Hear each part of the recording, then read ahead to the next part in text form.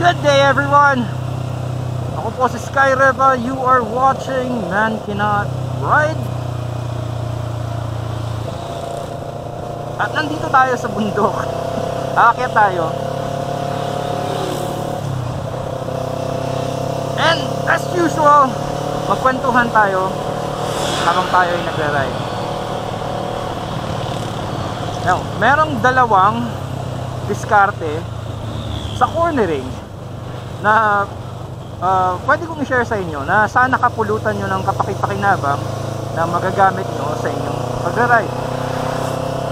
Okay, yung number 1 na diskarte is the chill corner. Lagyan natin ng pangalan, chill corner. Tapos yung number 2, high grip cornering. Aba, nga naman, may mga pa high grip pa. So, usapan natin, discuss natin, at magbigay tayo ng examples. Sana ma-timing ko sa mga corner. Okay, ang chill cornering or yung kalmado lang sa corner ay ganito. Okay, meron tayong right corner, slight right na pababa. Wala. Hindi to counted. Hindi counted. Pili tayo ng maganda-gandang example. Ito. Yan, oh. Ay, hindi pala to. Okay, itong left corner na to. Okay. And then itong right corner na to. Mapapansin nyo na uy, may batang tumawid. Sige, iha. Naku, tumingin ka sa tayat. Huwag kang basta takbo ng takbo. Diyos ko po, bata. Okay, nawala yung example natin yun, pero okay lang.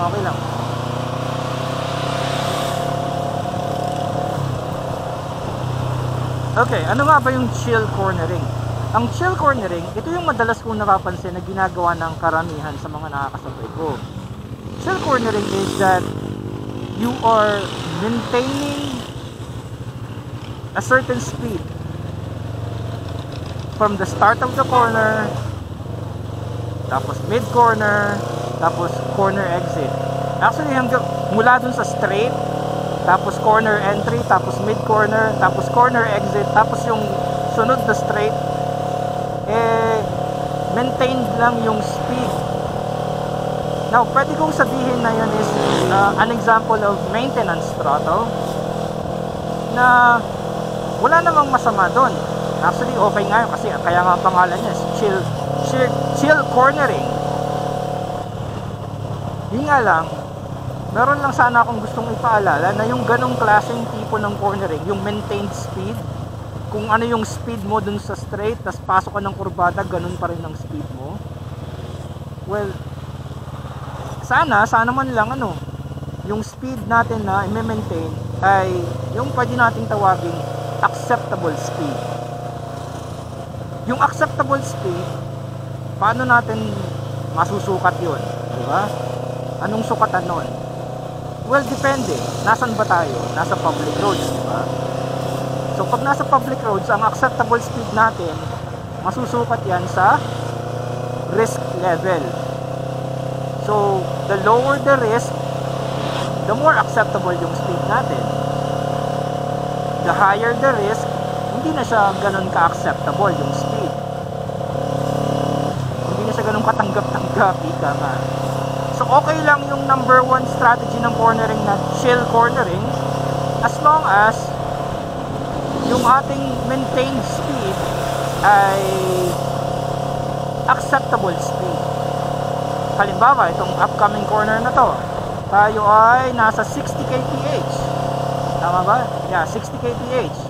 Tayo ay nasa 5th gear, 60 kph. Hindi ko babaguhin ang speed ko, hindi ko babaguhin yung throttle input ko. Yan, nag-corner na tayo. Acceptable speed yon dun sa lagay na yon kasi kita naman natin clear yung daan, isa lang yung kasabayan ko na sasakyan, tatlo yung kasunod ko na motor pero malayo sila. So titimbangin ko kung anong risk level yung speed na gagawin ko. Pag mataas ang risk, ibababa ko ng konti yung speed. Ngayon, pag libre yung daan, walang madadamay, kahit yung mga puno ng kamatis, ay sige lang, pwede kong i-increase yung speed ko, maintained throughout the corner. Hindi ko babaguhin ang throttle inputs, tapos i-maintain ko lang yung lean angle ko, and then I can corner at the same speed, constant speed. Yun yung chill cornering. Nga lang, meron akong nakikitang issue sa chill cornering, aside from kapag masyadong mabilis. Let's just say na hindi mo nakita, hindi mo napansin, o talagang nabulaga ka na lang, merong obstruction sa daan na kailangang iwasan. Tandaan natin, ang public roads ay unpredictable. Napakaraming factors, napakaraming variables ang meron dito sa... Wait lang, akit lang muna sa wheel.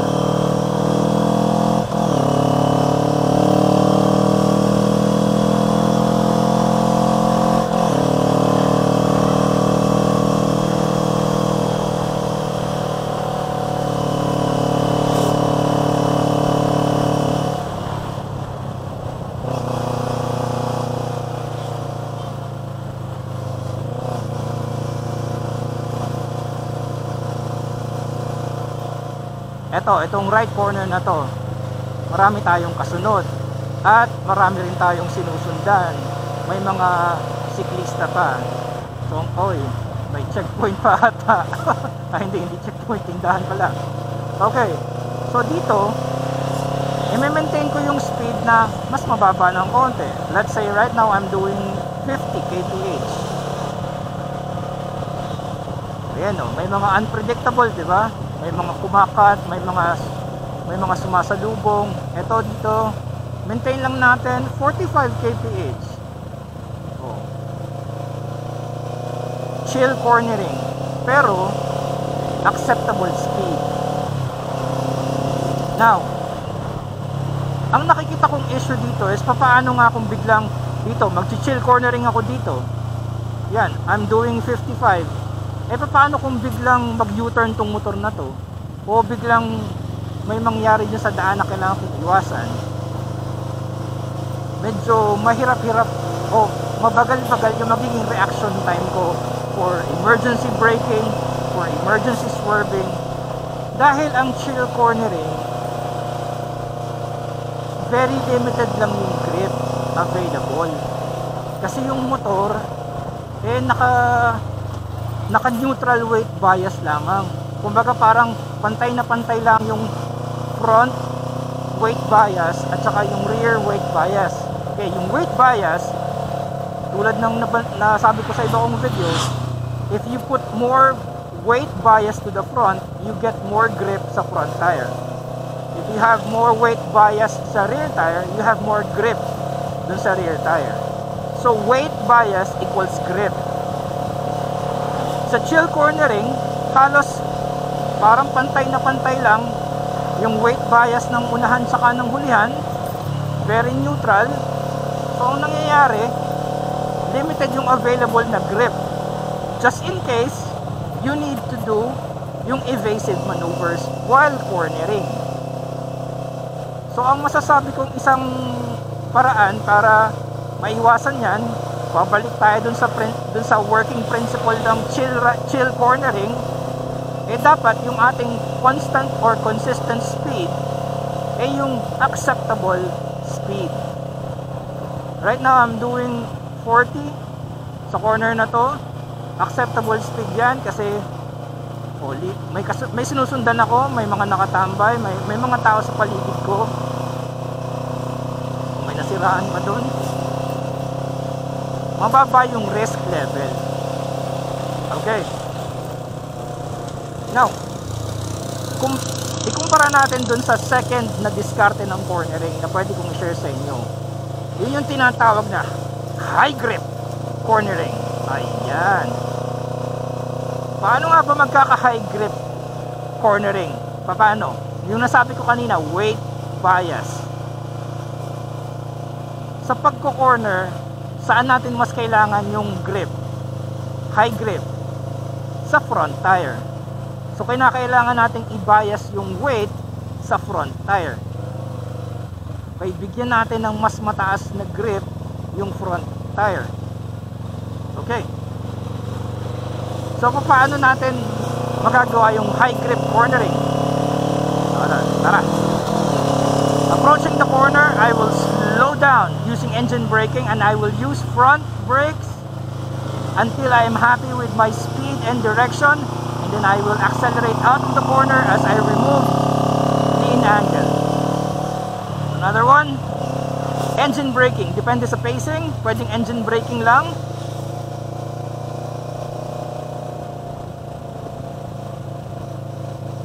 And then maintenance throttle, then out of the corner, arangkada tayo. Itong high grip cornering, medyo komplika. Maraming steps, maraming i-consider. And kadalasan, pwede mo itong gamitin kasabay ng chill cornering. Okay, so dito chill cornering tayo. Maintain natin 40, 40, 40. Yan, tingnan nyo, diba? Nagra-run wide ako kasi limited yung grip available. Paano nga ba nagkakaroon ng more grip sa high grip cornering? Kapag tayo ay nag-engine braking, nagko-compress yung front suspension. Pag nag-compress ang front suspension, yung weight bias magta-transfer sa unahan. Mas maraming weight bias sa front. Kapag maraming weight bias sa front, ibig sabihin mas maraming grip sa front. Now, ang problema sa engine braking lamang is kapag nag-engage yung engine braking, ibabalik siya pataas ng rebound. Pag nag-compress yung front suspension, dahil merong rebound, ibabalik niya yung suspension pataas. Ipipitik niya pataas. So, dapat meron tayong gagawin para ma-maintain na naka-compress yung front suspension para yung weight bias na ma-maintain natin sa front tire. At magagawa natin yon if we are going to use the front brakes. Ngayon, maraming nalilito sa front brakes kasi dito, pag nag-front brake ako dito, ang aakalain ng marami is, bakit ka mag-braking sa cornering? Titigil ka ba? Hindi yon. Yung paggamit ng front brake sa cornering, hindi dahil sa titigil tayo. Yun ay dahil gusto nating ma-maintain yung weight bias dito sa front tire para meron tayong maraming available na grip. At para hindi tayo tumigil sa corner, dun papasok yung tinatawag na skill na trail braking. As we add lean angle to the corner, as we take the corner, we are modulating or releasing some of the pressure of the brakes para hindi tayo tumigil, but we have available grip. Okay, sa ngayon chill cornering muna tayo kasi hindi pa natin malampasan tong ano. Kita nyo, nagra-run wide ako pag chill cornering lang kasi less yung grip available eh. Mamaya natin lalampasan tong kotse na to. Wait lang. Ito, nandito. Hanap tayo ng broken white sa site natin.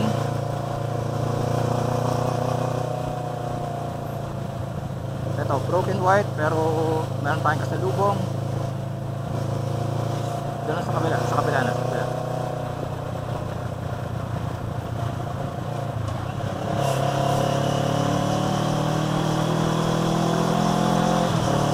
Right, alert, alert, may buhangin.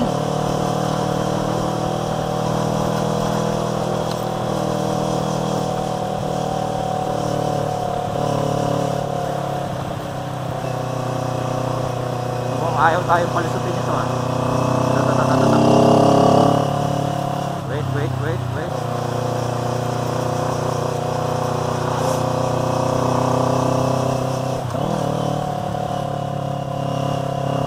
Broken white, come on.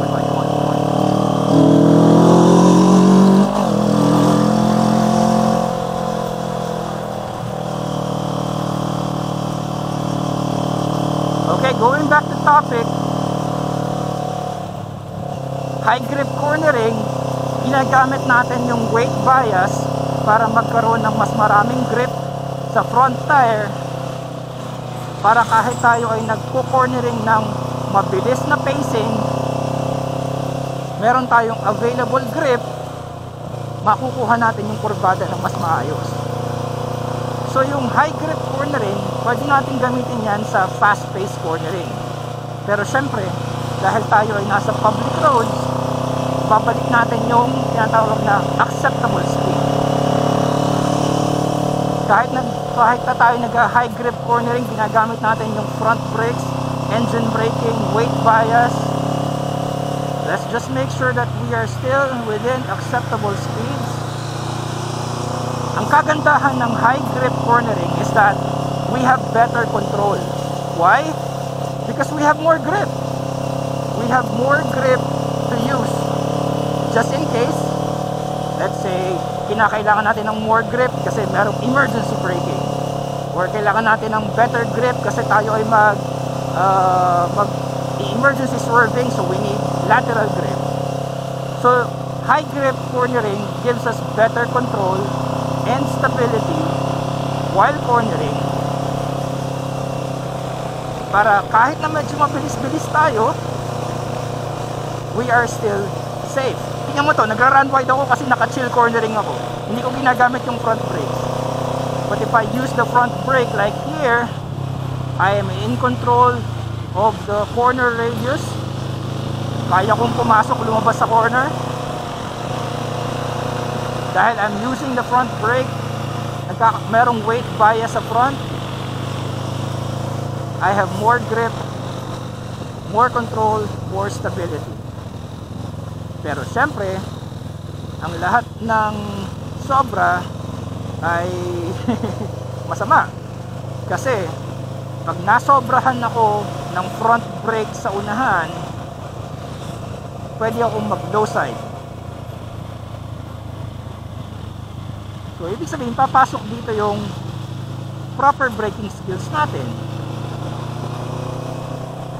Andito na tayo sa kubo. Maraming nagra-run wide dito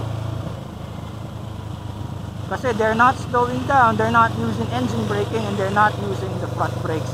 They're not using trail braking. Now, yung trail braking na yan, maisingit ko lang kasi maraming nalilito dyan, saka maraming nagsasabi na napaka-advanced ng skill na yan. Actually, hindi. Napakadali lang gamitin ng gawin yung trail braking. Napakarami ko ng videos na ginawa para ipaliwanag ang trail braking. In this video, meron ako nabanggit kanina, parang okay, ito, I will use the front brake as much as I can. Yan, gagamitin ko yung front brake kapag may checkpoint. Gagamitin ko yung front brake sa cornering until I am happy with my speed and direction. Okay, ang mahalaga dun is yung direction. Ano ba yung direction? Siyempre, ang target natin is yung corner exit. Ang corner exit ay yung transition from one corner to another or from one corner to a straight line. Katulad dito, left corner. Yan, sige, nag-overtaken kayo sa yellow light. Anyway, so left corner, ito yung corner exit niya kasi going to a slight right. Ito yung corner exit niya kasi meron tayong slight left. Yan. So, ang mahalaga, matarget natin yung ating corner exit. Yun yung direction. Kinakailangan yung motor natin nakaturo. Ito, I'm using my front brakes. Maybe just 5%. Wala pa yung corner exit ko, wala pa. Ito na yung corner exit ko. I will stop using the brakes and I will accelerate. Ganun lang yun. At para hindi tayo tumigil o para hindi tayo mag-low side, syempre, i-modulate natin yung paggamit ng front brake. Ganun lang kasimple yung trail braking. It's using the front brakes for cornering so that we have better grip. Tahimik ka. Wala mga tao ha. Kaya natin malampasan tong kotse na.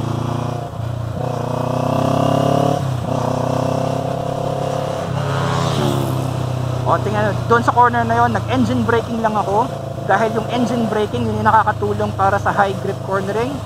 Tama, pumasok yung linya ko, hindi ako nag-run wide. Pero kung nag-chill cornering lang ako doon, malamang nag-run wide ako doon ng konti. Konti lang naman. Ito, chill cornering, tanyo, lumalabas yung linya ko. Ito, isingit ko lang ulit ito. Meron kasi magsasabi na, pag lumalabas ka sa linya mo, sa kurbada mo, humiga ka lang, ihiga mo lang. Delikado yun. Kasi lean equals risk. The more we lean, the more we risk losing grip or losing traction, o nababawasan yung grip, nababawasan ang traction. So hindi sagot yung ihiga mo lang ng ihiga mo lang. Hindi. Let's use engine braking, front brakes, and I will use my front brake until I'm happy with my direction and with my speed. Nandito tayo sa... Ano bang ang gagawin ko ngayon dito? Tatambay lang ba ako? Sige, tambay lang tayo. Ayaw ko nang ubusin yung gasolina. So that's it. Those are the two ways of cornering na pwede kong i-share sa inyo na nakakatulong sa akin sa rides ko. I hope na kapulutan niyo ng kapakipakinabang para makatulong din sa inyong rides. Tambay tayo dito. Bakit parang ang babait nila, may checkpoint to?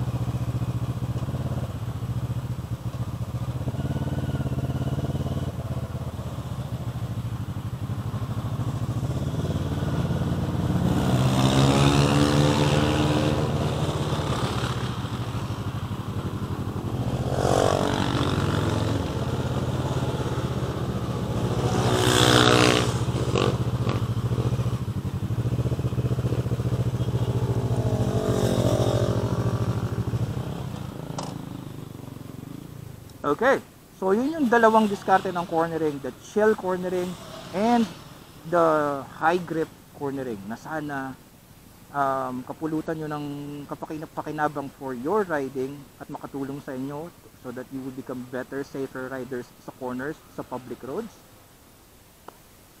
Again, it's all about having the most amount of control and stability in a corner.